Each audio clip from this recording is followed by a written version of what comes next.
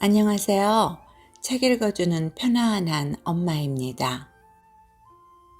아빠의 폭력은 은밀하고도 용의주도하게 이루어지는 것 같았다.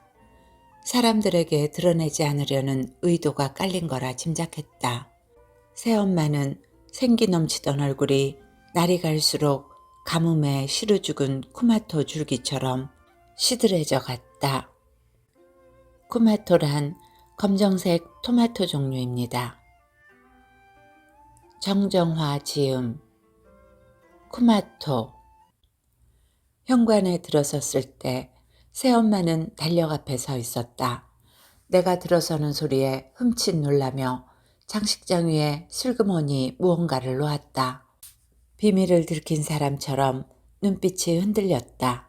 외출하고 방금 들어왔는지 분칠이 밀려 군데군데 가무잡잡한 민낯이 드러났다. 아침에 아빠에게 읍사무소에 간다고 얘기하는 걸 들었다. 미소를 짓던 상기된 얼굴이 떠올랐다. 장을 봐온 먹을거리를 그대로 두고 달력 앞에서 뭘 하려던 걸까? 새엄마는 애써 나를 외면한 채 창거리를 챙겨들고 부엌으로 들어갔다. 화장실에서 나오던 아빠가 새엄마를 불렀다. 영수증과 잔돈을 가져오라는 착 가라앉은 아빠의 목소리였다. 새엄마는 지갑에서 그것들을 꺼내놓았다. 아빠는 영수증을 한 장 한 장 살피면서 잔액을 맞춰보았다. 새엄마는 안절부절 못하는 얼굴로 앉아 있었다. 아빠는 생활비 한 달치를 한꺼번에 주지 않았다. 장 보러 갈 때마다 새엄마는 그 품목을 적어야 했다. 새엄마는 귀찮아하지도 않고 아빠가 시키는 대로 했다. 립스틱이나 속옷 하나를 살 때도 아빠의 허락이 필요했다. 아빠는 거스름돈에서 동전만 남겨두고 종이돈은 챙겨갔다. 내가 씻으려고 머리를 묶을 때였다. 문틈 사이로 새엄마가 보였다. 새엄마는 큰 방 쪽을 힐끗 보고는 달력 앞에 서서 날짜에다가 동그라미를 쳤다. 큰 달력이라 글씨가 또렷하게 보였다. 17일이었다. 중요한 날인 듯 2번, 3번 그렸다. 순간 가슴이 덜컥 내려앉았다. 그날은 내 생일이다. 새엄마에게 생일을 알려준 적이 없는데 이상했다. 혹시 아빠에게 물어봤을 수도 있기에 내심 기대가 됐다. 저녁에 새엄마는 내가 좋아하는 삼겹살을 불판에 얹었다. 노릇노릇 익은 고기를 접시에 옮기기 전에 내 밥 위에다 얹어주었다. 젓가락질이 아직 어설펐다. 2번을 챙겨줘도 나는 고맙다고 하지 않았다. 혀끝을 감도는 맛이 일품이었지만 말없이 고기를 씹었다. 이제 됐어요. 새엄마가 3번째 고기를 얹었을 때 퉁명스럽게 쏘아붙였다. 새엄마는 물끄러미 쳐다보더니 입술을 조금 벌린 채 들릴 듯 말 듯 한숨을 삼켰다. 쪼그리고 앉은 새엄마의 허벅지에 검퍼럼 멍이 보였다. 주문받은 쿠마토를 딴다며 아빠와 새엄마는 밤일을 하러 하우스로 갔다. 갈증이 나서 나는 물을 꺼내 마셨다. 그릇장 한쪽 구석에 못 보던 책이 꽂혀 있었다. 새엄마가 짬짬이 들여다보는 한국어 교재는 거실 탁자에 가끔 보였는데 이 책은 처음이었다. 겉장을 보니 한식에 관한 요리책이다. 우리 요리에 서툴러서 참고하나 보다 하고 제자리에 끼워두었다. 학교에 가려는데 식탁에 아무것도 없었다. 평소와 달리 새엄마가 아침밥을 차려놓지 않았다. 일어나지 않았는지 기척도 없었다. 삐죽이 열린 큰 방문을 밀어보았다. 새엄마는 끙끙 앓는 소리를 내며 누워 있었다. 들어가 보려다 못 본 척 물러났다. 아빠를 찾아볼까 싶었지만 학교에 갈 시간이 돼서 빈속으로 집을 나섰다. 아빠가 하우스 쪽에서 걸어오고 있었다. 새엄마가 아픈 것 같아요. 나는 맥 빠진 목소리로 말했다. 아빠는 놀라지도 않고 내 눈을 피해 먼 곳을 바라봤다. 내가 밥을 먹었는지 말았는지 신경도 쓰지 않았다. 주말에 약속도 없고 공부도 하기 싫어서 집에서 빈둥거렸다. 쿠마토를 따서 실어내는 시기라 아빠와 새엄마는 비닐하우스에 작업하러 가고 없었다. 하우스에는 통통하게 살이 오른 쿠마토가 암록색과 붉은색이 섞인 표면에 반질반질 윤이 나고 있었다. 포장 작업을 마친 상자는 월요일이면 차가 와서 실어간다. 나는 아무리 집안일이 바빠도 도와줄 생각을 하지 않았다. 아빠도 그걸 당연하게 받아들이기 때문에 양심의 가책 같은 건 느끼지 않았다. 휴대전화를 갖고 게임을 하거나 친구들과 카톡을 하다가 실증이 나면 텔레비전을 틀어 오락 프로그램을 보면서 오롯이 나만의 시간을 누렸다. 한 채널에서는 아동을 때려 숨지게 한 계모에 대해 보도했다. 많은 사람이 거리로 뛰쳐나와 살인이라고 적힌 피켓을 들고 그에 맞는 죗값을 치러야 한다며 한 목소리로 외치는 장면을 상세하게 내보냈다. 아나운서의 말이 채 끝나기 전에 채널을 다른 데로 돌렸다. 보통 때 같으면 저녁밥을 할 때쯤이면 일을 마치고 들어오거나 많이 바쁠 때는 저녁을 먹고 다시 작업하러 나간다.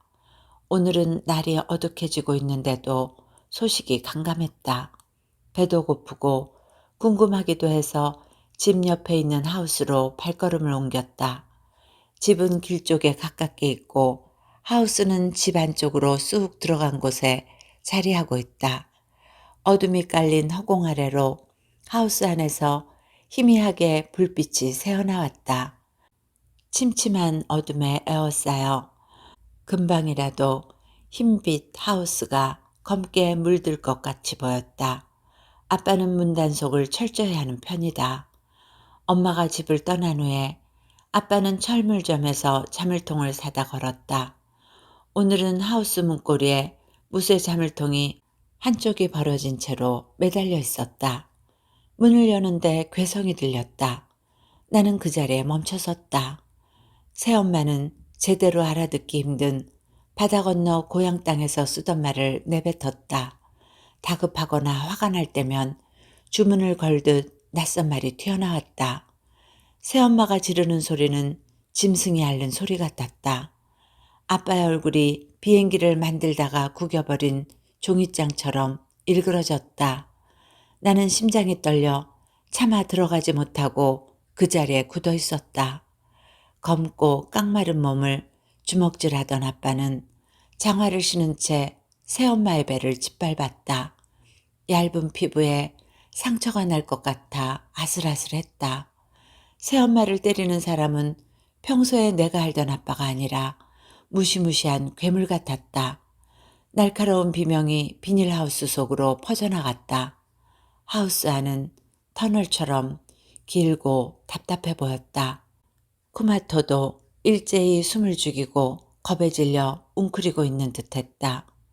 나도 모르게 두 손을 올려 귀를 막았다.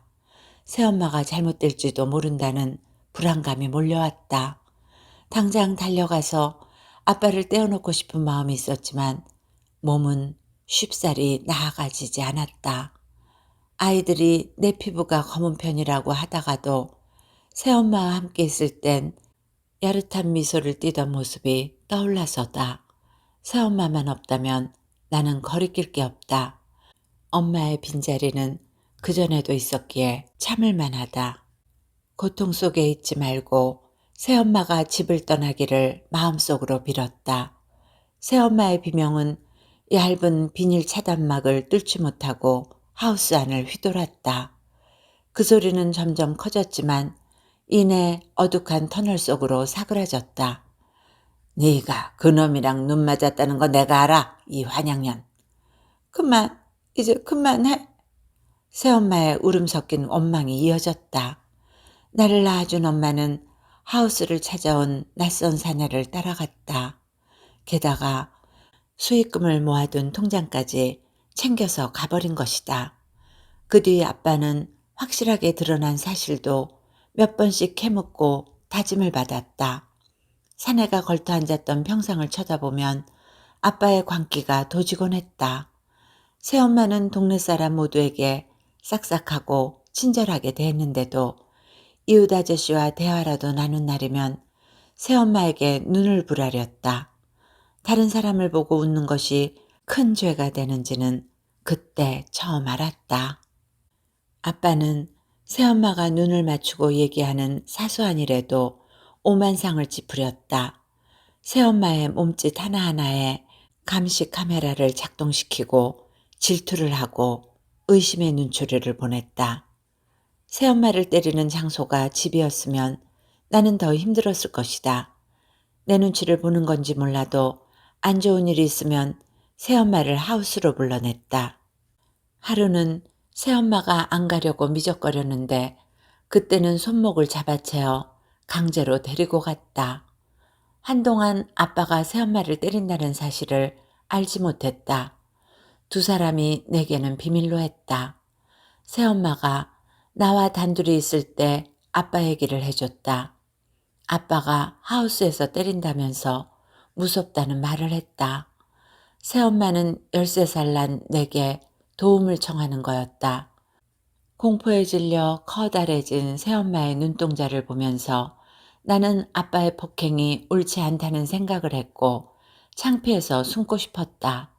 그렇다고 새엄마의 존재가 달가운 것도 아니었기에 그런 마음을 내색하지는 않았다.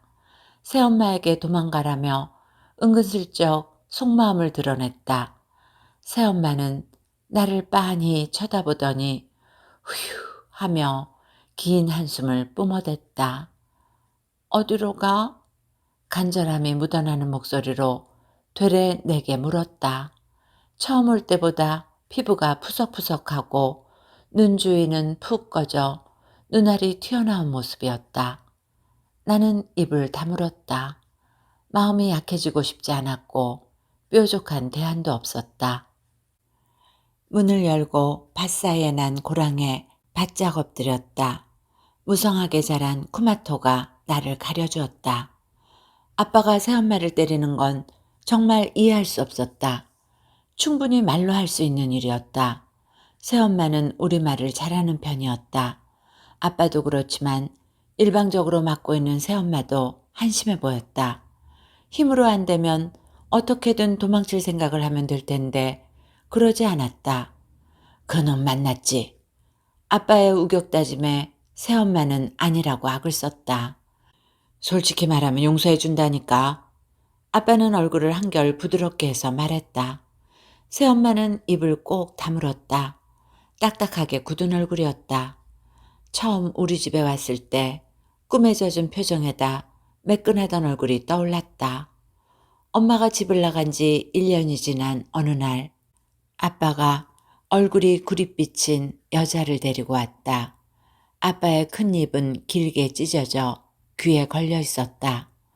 여자는 까만 눈동자에 입은 오리주둥이처럼 튀어나와 조화롭지 않은 외모였지만 엄마보다 훨씬 젊어 보였다. 저 여자만 없다면 엄마가 돌아올 수도 있을 텐데 하는 생각이 들었다. 나는 아빠의 외모를 닮고 피부색이 엄마를 닮아 가무스레한 편이다. 새엄마가 들어오면 쓸데없는 오해를 불러일으켜 귀찮은 일에 휘말릴 것이다. 엄마와 함께 마트에서 만났던 친구들은 그래서 네가 검구나 하는 비웃음과 신기함이 섞인 시선을 보냈었다. 아빠가 엄마라고 소개하는 여자에 대해 증오심이 개거품처럼 부풀어 올랐다. 새엄마가 들어온 후 얼마간 아빠는 내게는 관심이 없고 온 신경이 새엄마에게 가 있었다. 그렇지 않아도 뜬금없이 새엄마가 나타나 집안 분위기가 어수선한데 아빠의 그런 행동이 거슬렸다. 아직 새엄마의 얼굴을 마주치기가 어색할 때였다. 휴일에 늦잠을 자고 점심때가 지나서 겨우 눈을 떴을 때 아빠와 새엄마는 외출하고 없었다. 구수한 냄새가 집안에 가득 차 있었다. 부엌으로 갔는데 찜솥은 식기 건조대 위에 얌전히 엎어져 있었다. 꽃게 냄새가 나는데 흔적이 없었다. 냉장고를 열고 식탁과 찬장을 뒤졌다. 쓰레기통에서 바닷가재의 빨간 등껍질이 삐져나와 있었다. 두 사람이 다 먹어치운 것 같았다. 아빠가 이럴 순 없다는 생각이 들었다. 큰 입을 해 벌리고 새엄마에게 속살을 발라주는 볼썽사나운 모습이 떠올랐다. 못생기고 키도 나보다 작은 새엄마. 게다가 인정머리도 없는 새엄마가 뭐가 좋다고. 볼일을 보고 들어온 아빠에게 다짜고짜 따졌다. 새엄마가 고향에서 나는 바닷가재가 먹고 싶다고 해서 특별히 선물로 준비한 거라고 했다. 귀하고 비싸서 한 마리만 구할 수 있어서 아빠도 안 먹고 새엄마만 먹게 했다고. 집게 손가락을 세워 입 가운데 붙이고는 낮은 목소리로 말했다. 아빠의 몸짓이 기가 차고 우스꽝스러웠다.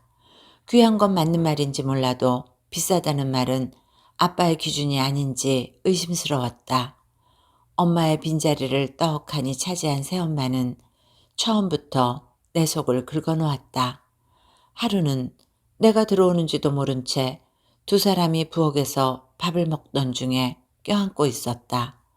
모른 척하고 방으로 들어갔지만 소외감은 심해갔다. 엄마는 몸을 뒤트는데도 내 머리를 곱게 빗겨주곤 했었다. 지금은 내가 산발을 하고 있어도 아무도 뭐라고 하지 않을 판이다. 그즈음 나는 새엄마가 집을 떠나게 할 수 없을까 하는 생각에 몰두해 있었다. 새엄마가 외출하는 날이면 아빠가 돈을 꼼꼼하게 계산하는 모습을 보고 나름대로 새엄마를 궁지로 몰 수 있는 방법을 생각해냈다. 구두쇠 아빠에게 밉보일 만한 일을 찾아낸 것이다. 두 사람이 하우스에 일하러 나간 사이에 새엄마 지갑에다가 한 달치 용돈을 몰래 넣어 놓았다. 평소에 그 지갑에는 동전 외에는 돈이 들어있지 않았다. 잔액 중에서 종이돈은 아빠가 모두 가져갔었다. 창문이 덜컹거리는 소리에 가슴이 쿵쾅거렸다. 바람이 부딪히는 소리였는지 집으로 들어오는 사람은 없었다. 지갑에서 돈을 빼내올까 고민이 되기도 했지만 그대로 실행하는 게 낫겠다고 마음을 굳혔다. 현관문이 열리는 소리가 났다. 내겐 하나의 가면이 필요했다. 막 들어서는 두 사람을 향해 돈이 없어졌다고 울먹거리며 말했다. 새엄마가 허둥대며 장식장과 책상 서랍을 뒤적였다. 아빠는 그때까진 여유 있는 표정으로 잘 생각해보라고 했다. 한참 동안 집안을 뒤져도 돈이 나오지 않자 간수를 제대로 안 한 나를 나무랐다. 나는 눈물을 뚝뚝 흘리며 저 여자가 훔쳐간 것 아니냐고 소리쳤다. 아빠는 저 여자라고 말하는 내 말투를 먼저 걸고 넘어졌다. 최대한 불쌍한 얼굴을 한 나를 쳐다보더니 긴가민가한 얼굴로 새엄마를 살폈다. 그 눈빛은 보석의 진위를 가리는 감정사처럼 세밀해서 되레 섬뜩하게 느껴졌다. 새엄마는 눈동자가 다 드러나도록 눈을 크게 뜨고는 그런 적이 없다며 도리질했다. 아빠는 안방으로 달려가 새엄마의 지갑을 살펴보았고 거기에서 내 용돈이 고스란히 나왔다. 지폐를 꺼내 흔들어 보이더니 새엄마 앞에다가 지갑을 패대기 쳤다. 용돈까지 빼앗아가고. 아빠가 새엄마의 뺨을 후려쳤다.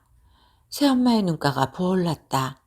새엄마는 눈물로 결백을 호소했지만 아빠는 들으려 하지 않았다. 아빠는 틈만 나면 이 일을 곱씹었고 일을 하다가도 한 번씩 새엄마를 때리는 모양이었다. 옷을 갈아입는 새엄마의 맨몸에는 상처가 군데군데 있었고 아물라치면 다른 곳에 멍이 든 자국이 보였다. 아빠는 이 일로 엄마가 남기고 간 좋지 않은 기억을 새엄마에게 고스란히 전이시킨 것 같았다. 새엄마를 쫓아내려던 내 작전은 실패했고 떨떠름한 뒷맛을 남겼다. 두들겨 맞도록 할 생각은 없었는데 예상을 빗나갔다. 그 일 이후 새엄마는 모임이나 외출하는 장소를 일일이 밝혀야만 나갈 수 있었다. 한 번은 새엄마가 수업을 받으려고 나갔다가 한국어 강사라는 남자의 차를 타고 들어온 적이 있었다. 입가에 웃음을 띠고 인사하는 장면을 아빠가 목격했다.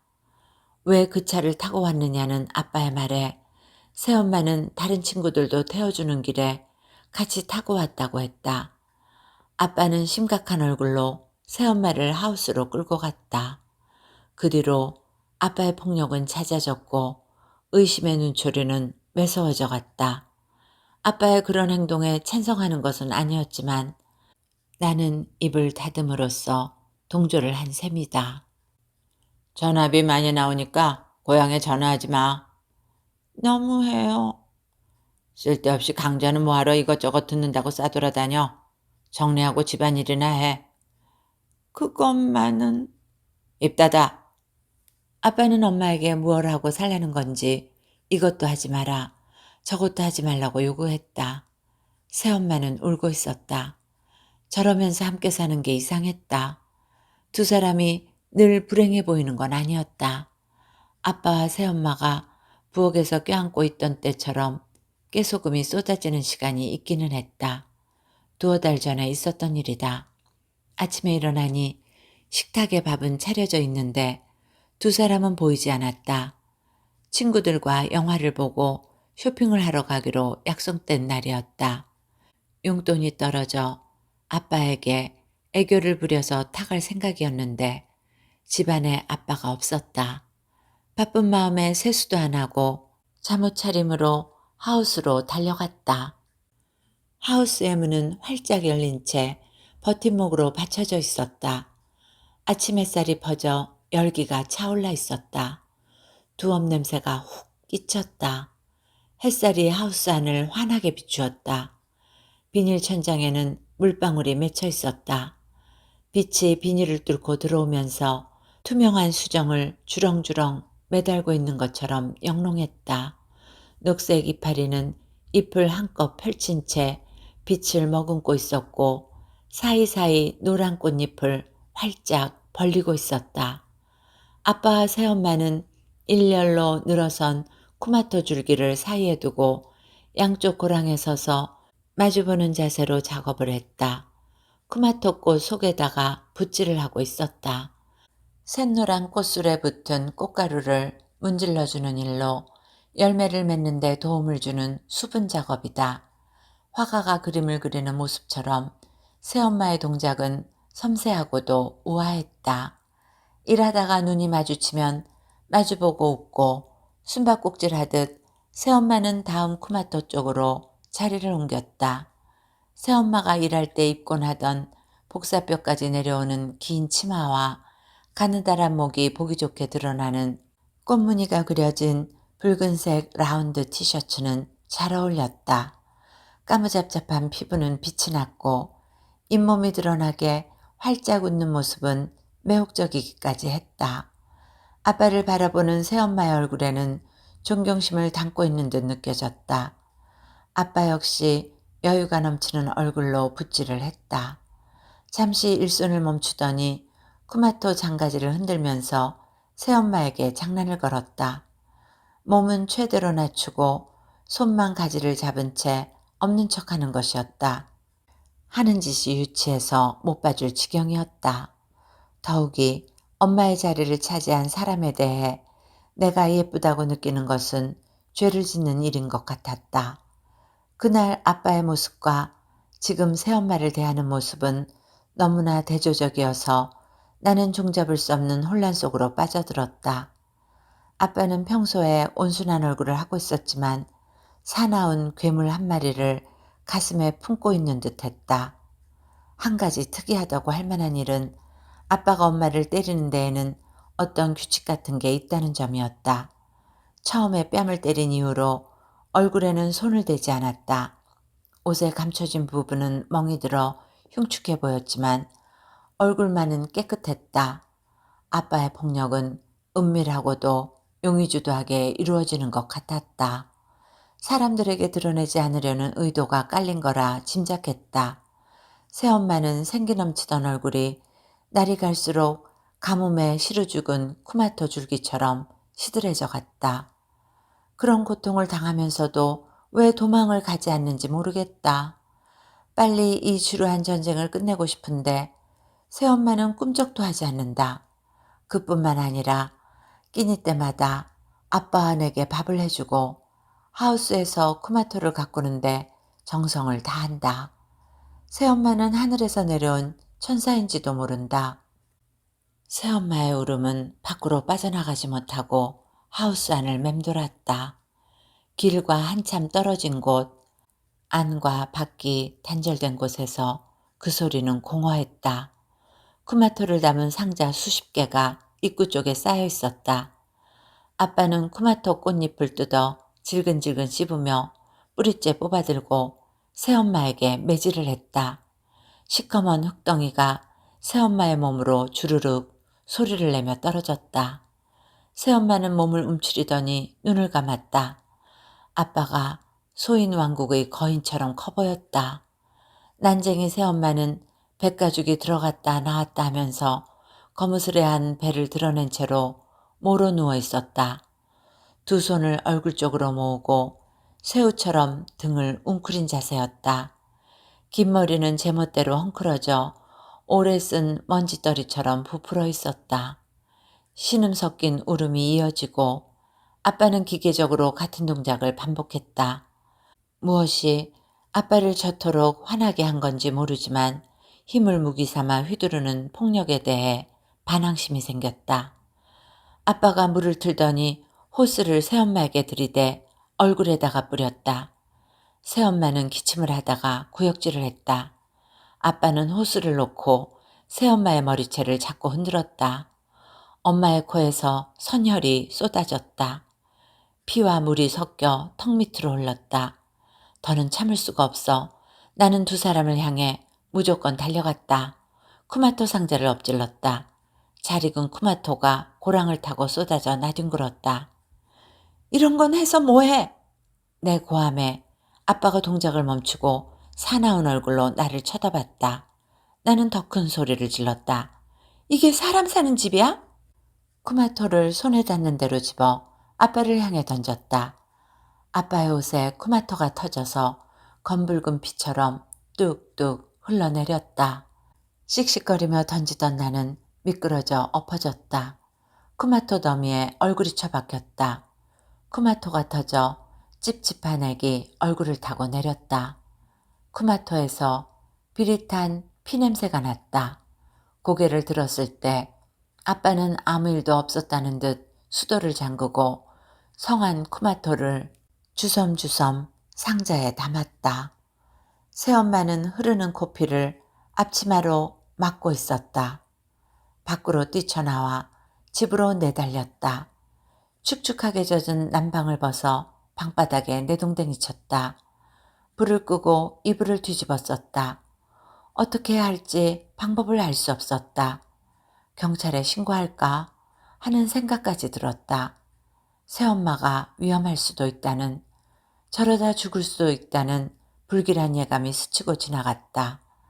남이 누군가를 그만큼 때리는 걸 봤다면 당장 신고를 했을지도 모른다. 아빠를 어떻게 해야 할까? 머리가 빠개지듯이 아팠다.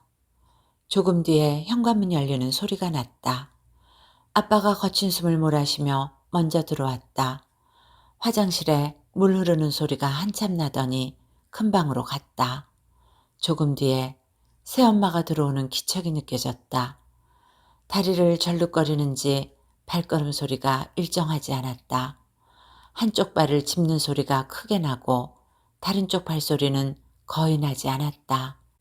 나는 이불을 제치고 귀에 온 신경을 집중시켰다.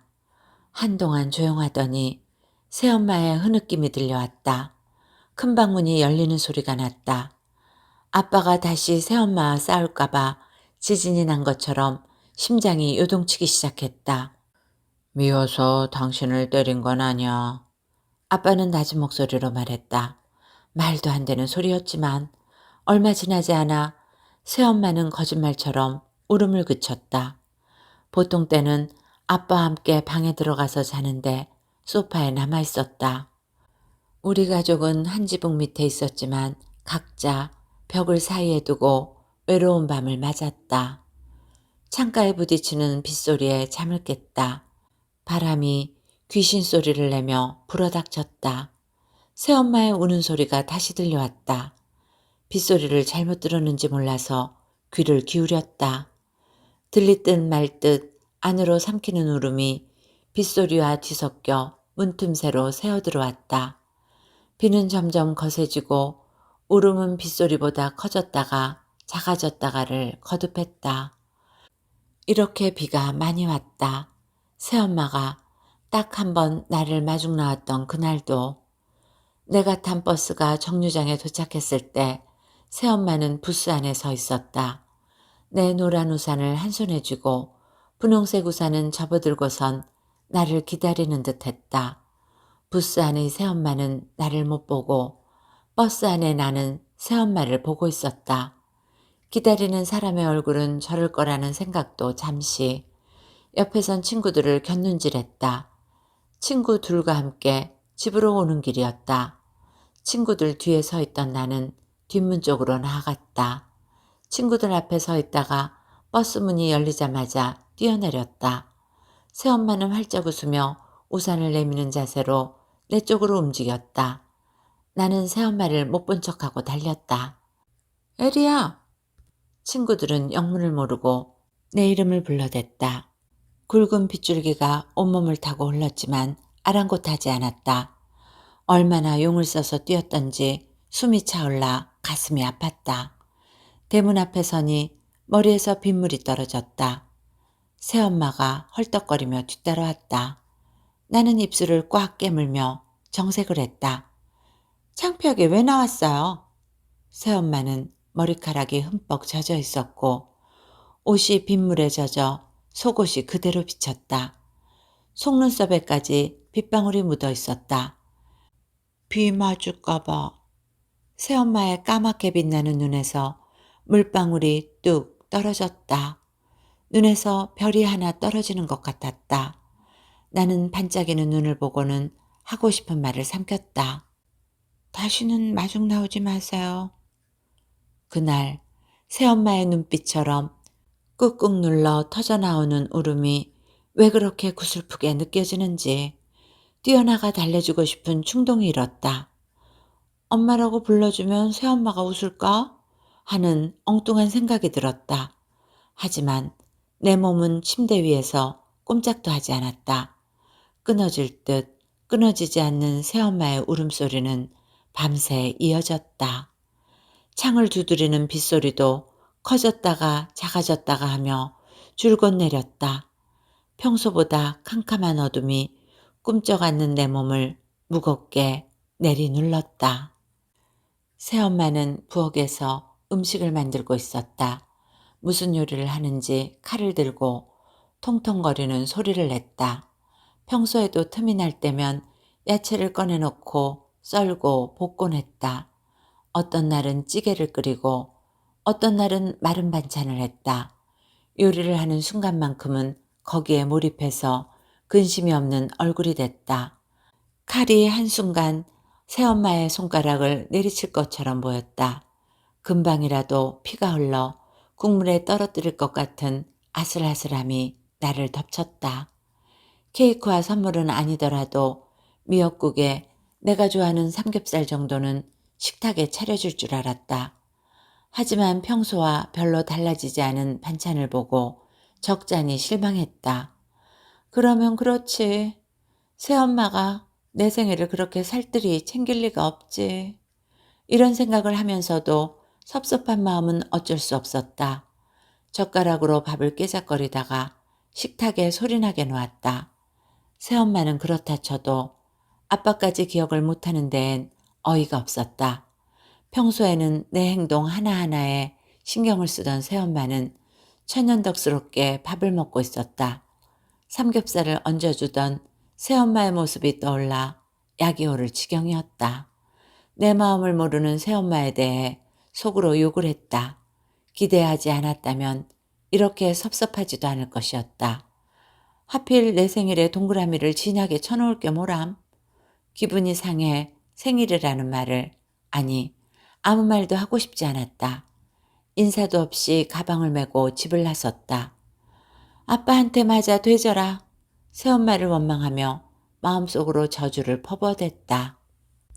수업을 받는 둥 마는 둥 나는 온종일 축 처져 있었다. 내게 무심한 아빠와 새엄마 때문에 속이 상했다. 말없이 교실에 앉아 있었지만 겉으로 드러난 내 모습에서 짐작하기 힘들 정도로 마음속에 어두운 그늘이 드리웠다. 가출이라는 낱말을 떠올렸다. 생일이라고 친구들이 과자를 내밀었지만 나는 시큰둥했다. 학교에서 돌아오는 버스 안에서 멍하니 창밖을 내다보았다. 사람들은 무표정한 얼굴로 어딘가를 향해 걸어가고 있었다. 생일 파티는 물 건너갔다. 속상한 일이 이것만은 아니다. 새엄마를 습관적으로 때리고 폭언을 일삼는 아빠 때문에 요즘 마음이 불안하다. 점점 미로 속으로 빠져드는 두 사람을 어찌해야 할지 고민이다. 따지고 보면 새엄마는 별 잘못이 없었다. 단지 그 아픔을 고스란히 참아내고 있었다. 지금에 와서 내 잘못을 밝힐 수는 없다. 아빠는 내게도 손을 댈지 모를 일이다. 그건 죽는 일보다 더 끔찍하게 느껴졌다. 해걸음이 힘 빠진 햇살이 버스 창을 뚫고 들어왔다. 산머리에는 태양이 막 떨어지려는 찰나였다. 어떤 남자가 맨발로 차도를 달리고 있었다. 유달리 하얀 남자의 맨발이 흑색 아스팔트 위에서 부자연스럽게 움직였다. 발만 따로 움직이는 것 같은 착각에 빠졌다. 남자는 온 힘을 다해 달리는 듯 했지만 속도가 별로 나지 않았다. 그 뒤를 경찰차가 경고등을 켠 채 사이렌을 울리며 바짝 쫓았다. 차와 남자는 2미터 정도 떨어져 있었다. 언제 잡힐지 조마조마했다. 간격이 점점 좁아지더니 경찰차는 남자를 가로질러 그 앞에 멈춰섰다. 주춤거리던 남자는 방향을 틀어 골목길로 내달리기 시작했다. 차에서 내린 경찰이 고함을 지르며 남자를 쫓아갔다. 언젠가 길을 잘못 들어 남의 집 대문 앞에 섰던 기억이 났다.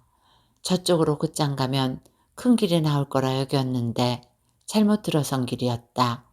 막다른 골목길에 들어섰을 때 맞닥뜨린 꽉 닫힌 높은 대문을 봤을 때의 황당함이 머릿속을 스쳤다.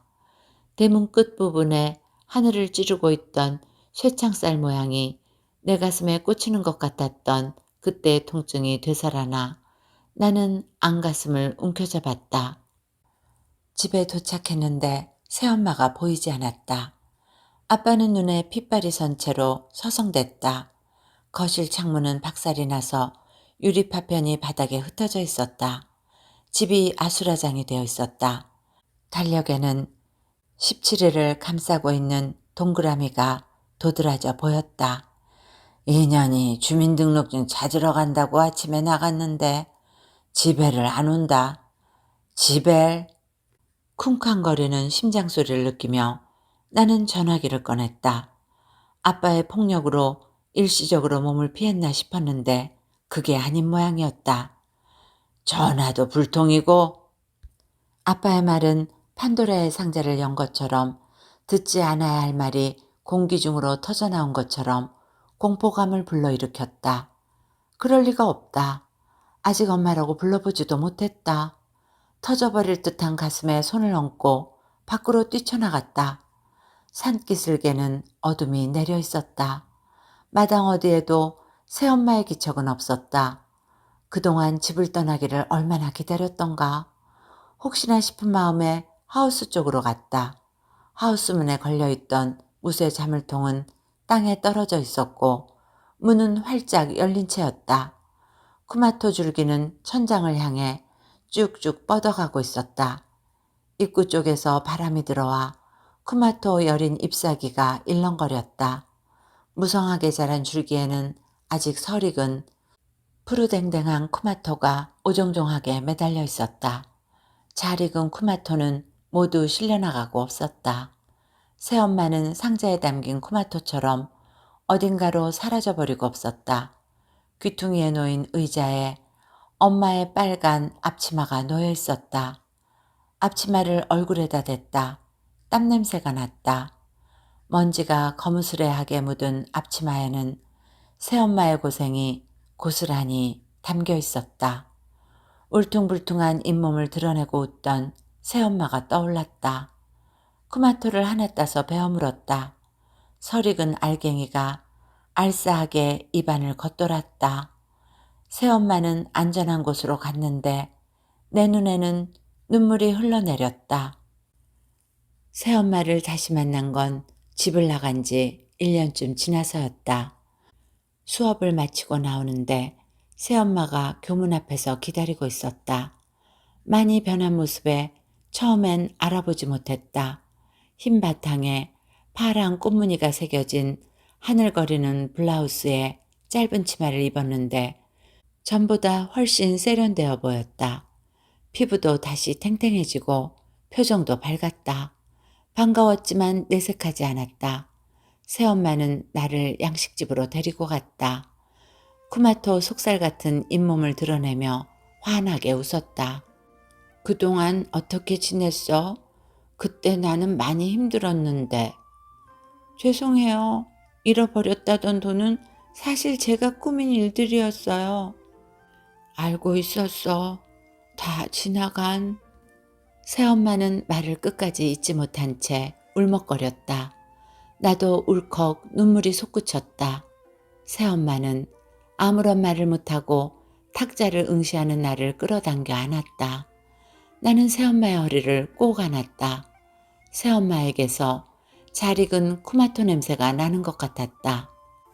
나는 조리 기능사 자격을 따서 식당 주방에서 일하고 있어. 고향에 돈도 조금 붙여줄 수 있어 좋아. 가끔 집이 생각났지만 맞고 사는 게 무서웠어. 얼마 전부터 폭력 예방 모임에 들어가서 봉사활동도 시작했단다. 교육을 받고 나서 피해자를 도와주는 일을 하고 있는데 무슨 일 있으면 연락해야 해. 그릇장 안에 놓여있던 한식 요리책이 떠올랐다. 새엄마는 이제야 자신의 길을 찾은 것 같았다. 총총히 돌아서 걷는 뒷모습을 나는 하염없이 바라보았다. 엄마. 이야기는 이렇게 끝을 맺습니다.